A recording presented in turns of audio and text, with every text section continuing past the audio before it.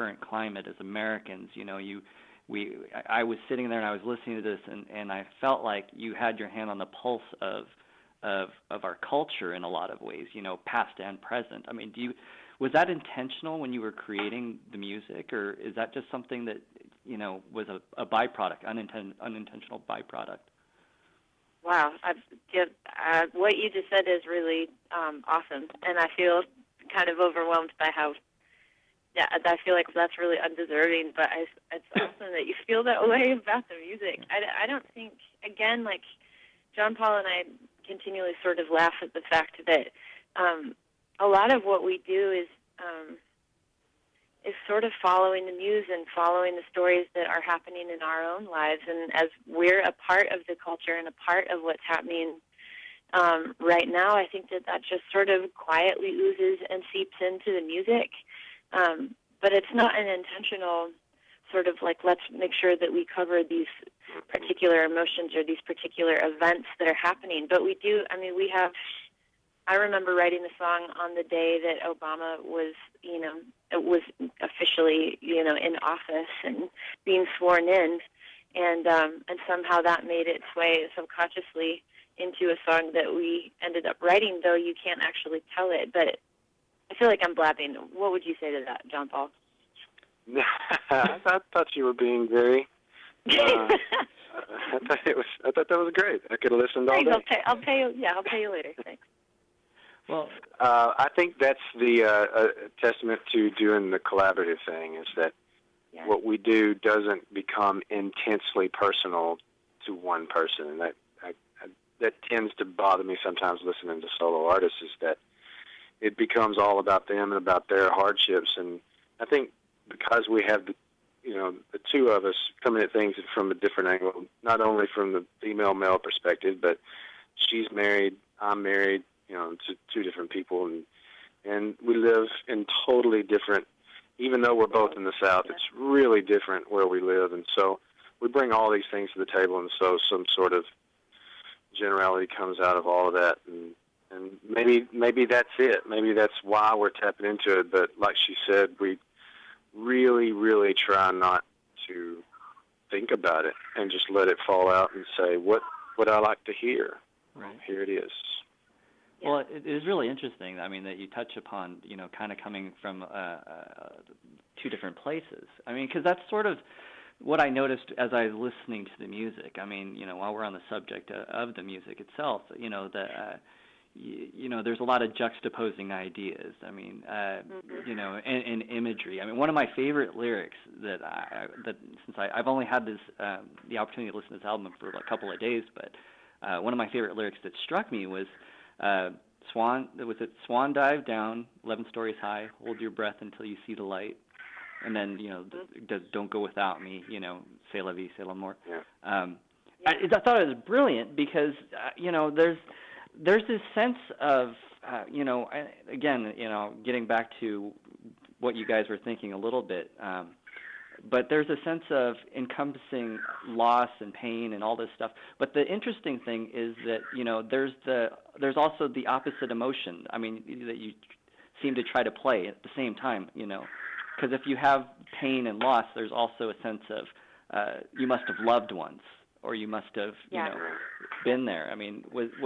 When you're in that writing process, are you guys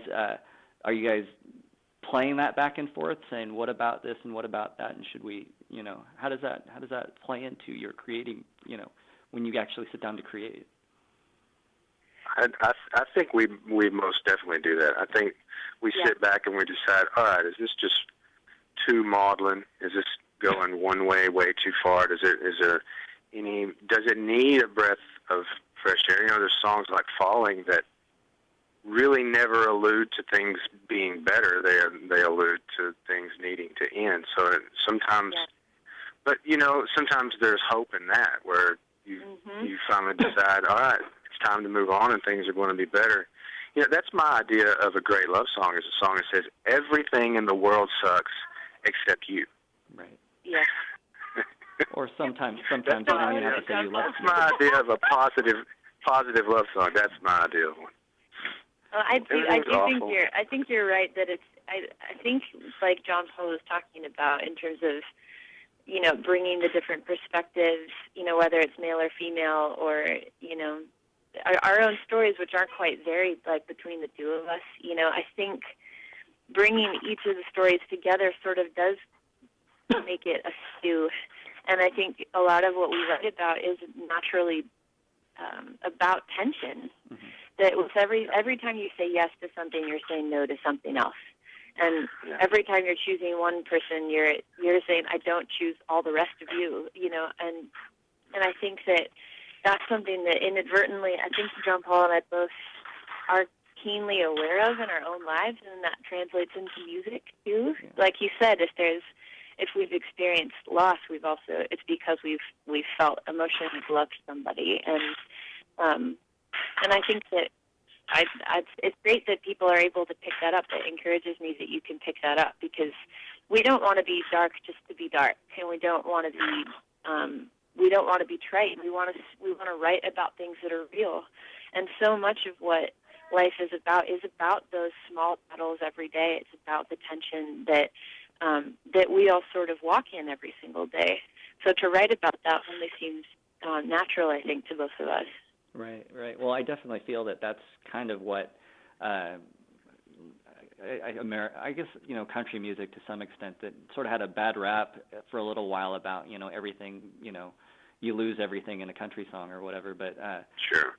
But the reality, though, of that is that, that it speaks a lot of truth. You don't have to have I personally don't think that you have to have a love song that directly says I love you.